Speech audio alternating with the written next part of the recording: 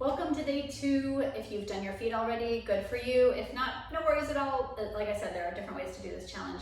Day 2 is going to be about abdominals. So I'm going to lie with my head at this end. Hopefully that works for all of you. And especially if you're feeling somewhat ginger in the back or recovering from a C-section like me, you're going to come down sideways and roll onto your back. If you're feeling like you could really pay attention to how you crunch up and down, go ahead and roll down and up. That's fine. So we're going to begin by finding neutral pelvis, which is the most important way to work your abs properly. We're going to drop the knees out to the side. Your knees may be higher or lower than mine. Doesn't matter at all. What matters here is that you're allowing the tailbone, the absolute base of your spine, the coccyx, to be heavy.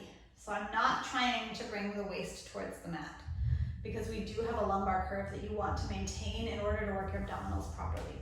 Bring your hands to your hip bones, and you're just going to take a couple of breaths to feel the transverse abdominals knitting across your pelvis as you exhale. Inhale, expand, and exhale, engage your abdominals. Really, every time you exhale, you want to feel that knitting feeling. That's the only way to make sure you're working your abs properly. Inhale to expand, and exhale to engage. I'm noticing today, just a quick note, that my neck feels a little bit tight. It's probably from a lot of holding. So if you're feeling like in this position, you're also bracing your neck a little bit, go ahead and quickly grab a paper bag. You're gonna put it behind your head. I'm gonna grab a pad. This is honestly too high for me, but you can see that when I lift up my head like this, I've just put my whole spine into a better alignment here. Now my ribs can drop. So like I said, if you're feeling a little bit tight in your neck with your head flat on the floor, just grab a paper bag or two. And from here, we're going to add the crunch. So you're going to bring your hands behind your head, really supporting your skull, elbows aiming out on a slight angle here. We're going to take an inhale to prepare. As you exhale, you're going to engage the abdominals and float just the chest up. Be careful that you don't come too high, because that would move the waist towards the mat, which we don't want to change the alignment of the pelvis. Sorry, I got distracted because my pad is moving. Inhale, prepare, and exhale, crunch up. Inhale down, I'll just move for the crunches. Inhale down, and exhale up. Inhale down, and exhale up. Inhale down, and exhale up. So this one is not going to feel particularly challenging for your abdominals. It's a little bit more just about how to stabilize. 9, and 10. And then we're going to come back down. This one, your head is staying down. I'm going to bring your kneecaps up towards the ceiling. Again, you'll still have that hollow right behind your waist. We're going to take a big inhale to prepare, and exhale, bring your right leg to tabletop. So really feeling the heaviness of the leg. Our legs are like 20% of our body weight. So if you're using only your abdominals, your legs should feel heavy.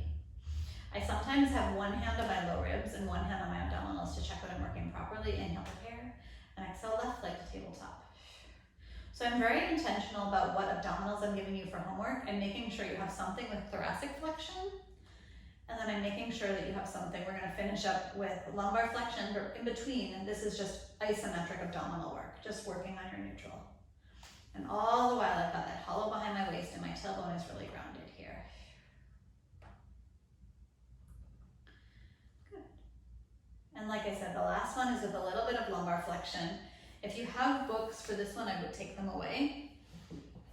And a lot of you know this variation because you've done it with me. We're only going to do the first one here. So the head is going to stay down. We're taking the right foot over the left knee. Once again, I'm kind of multitasking because this is a lovely stretch for your glute. My hands are coming behind the head. Again, you have this slight angle upwards with your elbows. That's to keep your scapula flat on your back. If the elbows come out to the sides, for a lot of us, that pops the chest up because the rhomboids are tight. So elbows angling slightly up actually helps you keep the ribs down. We're going to sharply exhale as you rock your bum off the ground. Inhale, prepare, and exhale, 10, 9, 8, 7, 6, 5, 4, 3, 2, and 1, and changing legs. Inhale, prepare, and exhale, 10, 9, 8, 7, 6, 5, 4, 3, 2, and 1. And uncrossing, roll onto your side, and slowly sitting up. Excellent job. I hope you enjoyed that. I hope you feel your abdominals and you feel a little bit more stable throughout your spine. Always feel free to send me questions, and see you on day 3.